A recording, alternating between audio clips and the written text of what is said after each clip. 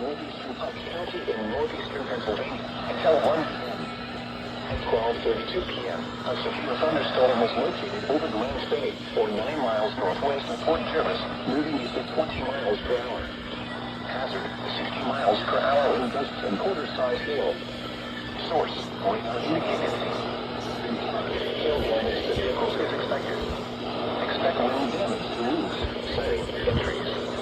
Locations of traffic include Highland Lake, Ridge, Glen Spey, Monmouth Valley Wildlife Area, King Lakes, Frostburg, and Berryville.